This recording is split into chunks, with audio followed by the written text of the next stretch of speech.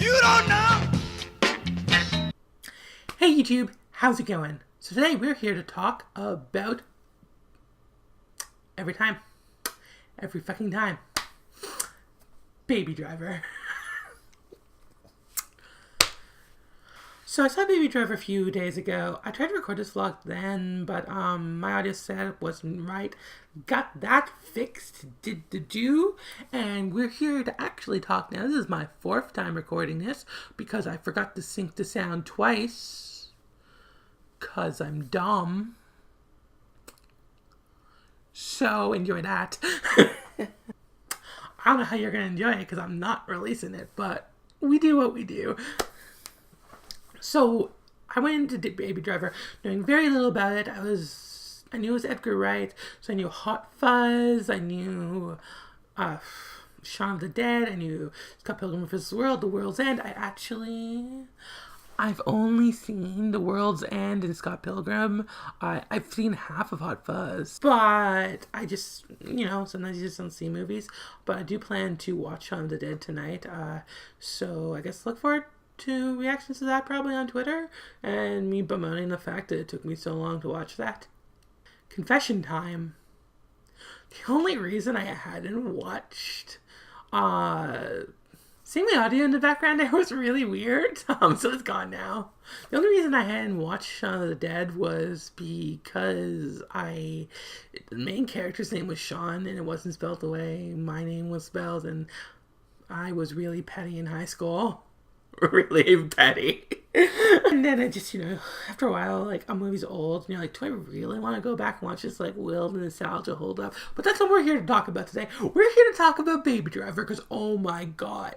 So I saw the movie and it blew my mind away from the first scene. Every frame painting 24 frames a second, over 2-hour runtime.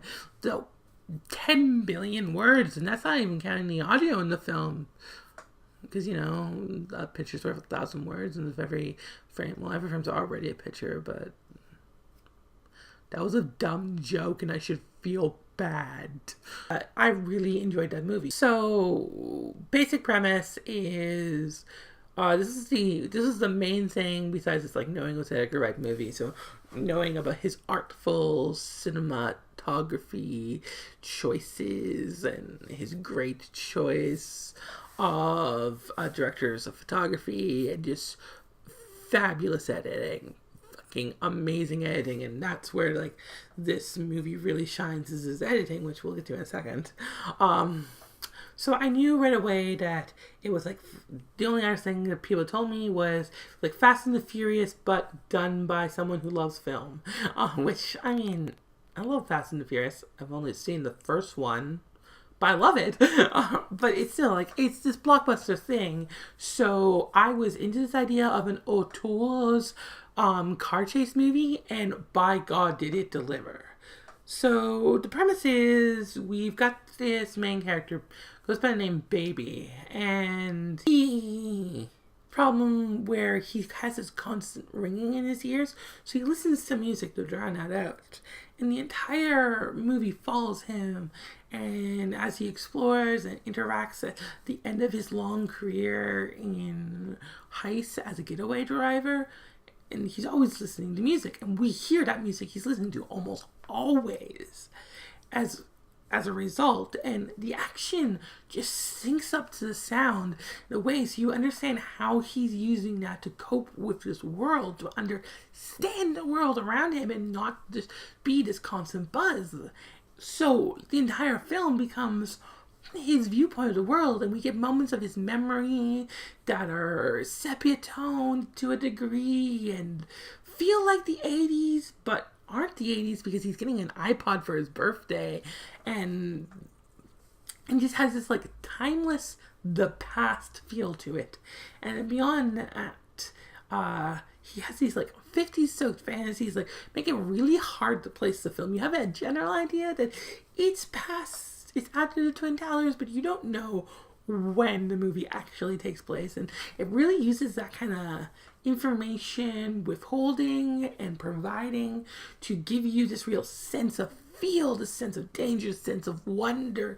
It goes through these entire gambits of emotions. You'll feel love, you'll feel sad, you'll feel happy, you'll feel scared, you'll feel anxious, and you'll feel all of these things pretty much with Baby, because you're seeing the world through his eyes and his relationships. So sometimes it's distrustful, but because, you know, he lives in this crime world, but there's still this rapport between him and Kevin Spacey's character that's just phenomenal. You can tell that they have known each other for years, and even though their relationship is built on mistrust, that there's still a degree of just intense admiration for one another, and just like, okay, we've seen a lot together and we know how each other tick, and they play off each other like they've known each other that entire time, and it's phenomenal. And also Kevin Spacey is like, this is the funniest I've ever seen him, and it was just, he fucking blew that performance out of the water. Or just at the car park.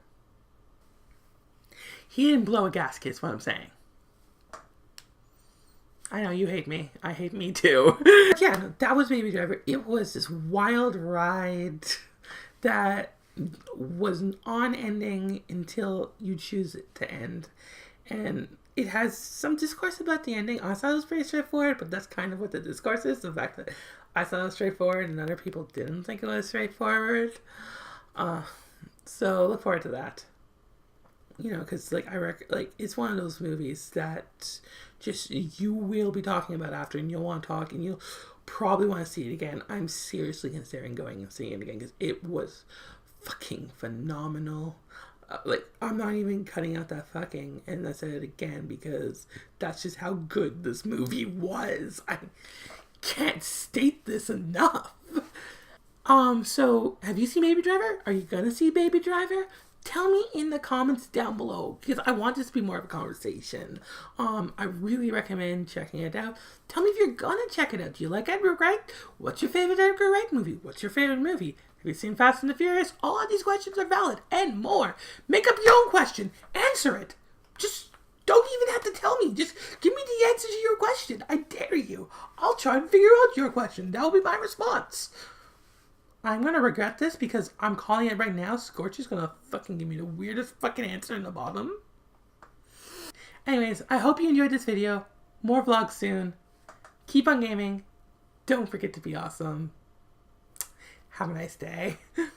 Bye!